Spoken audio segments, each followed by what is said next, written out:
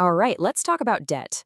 Staring at a mountain of it can feel, well, completely paralyzing, like you're just stuck.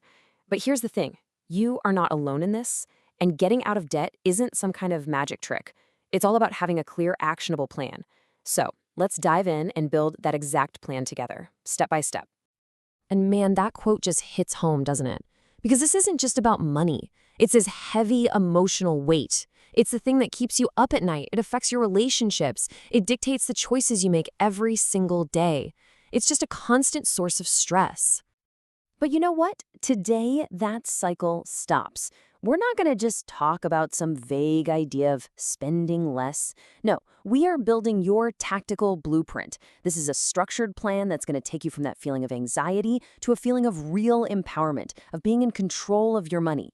Okay, first things first, the financial audit. You cannot fight an enemy you can't see.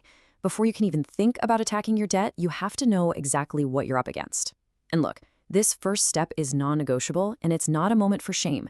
This is all about strategy.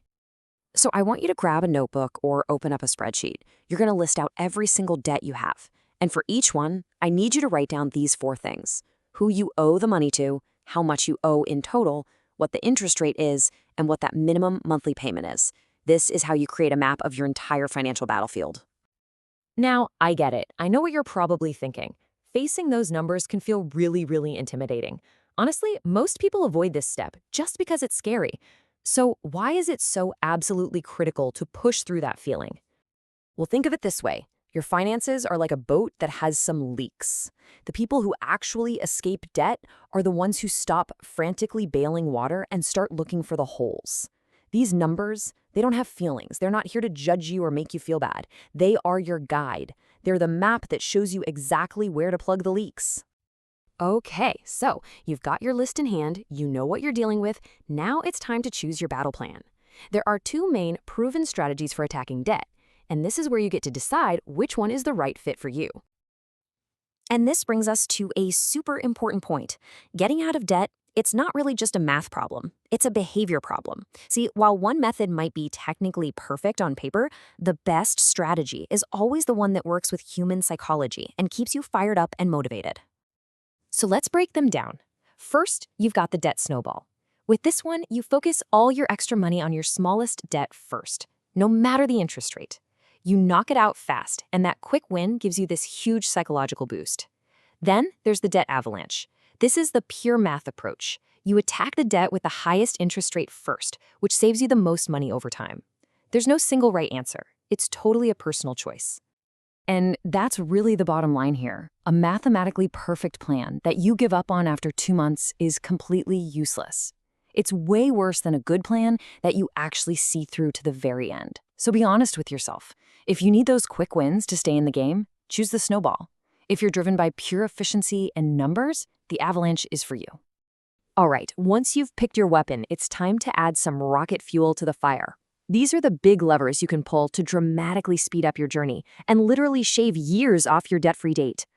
You basically have 4 key levers. The first is the spending lever. That means temporarily, and I mean temporarily, cutting back on non-essentials. Second is the income lever. Boost your earnings with a side hustle or some overtime and throw 100% of that extra cash at the debt. Third is the secret weapon, looking into things like balance transfers. And fourth, probably the easiest one, is the ask. Just call your creditors and ask for a lower interest rate. You would be shocked how often they just say yes. Now, about those secret weapons, things like debt consolidation or settlement programs, they sound amazing on the surface, right? They promise one simple payment or a way to pay back less than you owe, but you have to be so careful here. Are they always the right move? You absolutely need to be cautious. A lot of these for-profit debt settlement companies can be incredibly risky. They often charge crazy high fees, and there's absolutely no guarantee your creditors will even agree to their deal. You could very easily end up in a worse position with even more fees and a totally trashed credit score. So here are the red flags to watch for. 1, if anyone guarantees they can get rid of your debt, it's a scam. 2, if they charge you big fees before they've actually done any work, run away. 3, if they tell you to stop talking to your creditors, that is a huge red flag. And 4, if they ever mention a special government program, just hang up. It's a total scam. All right, let's bring this all home and put this blueprint into action, because a plan is pretty much useless until you take that very first concrete step forward. So here it is, your 4-step freedom plan. First, you audit. You face the numbers to get that clarity. Second, you choose your weapon based on what fits your personality. Third, you accelerate by pouring gasoline on the fire. And finally, number 4, you automate. Set up automatic payments so you stay consistent and take the emotion right out of it.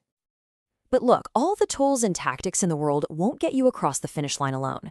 You have to know your why. What's the deep, personal reason you're doing all this? Is it to finally have less stress, the freedom to travel, the ability to save up for a house? Whatever it is, write it down and put it somewhere you'll see it every single day.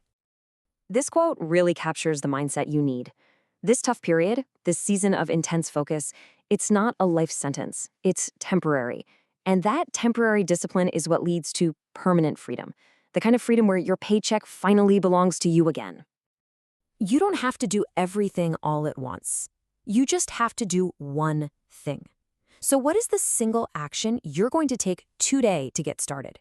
Will you make that list? Will you cancel one subscription? Will you choose your method? Your journey starts not tomorrow, but right now, with that very first step.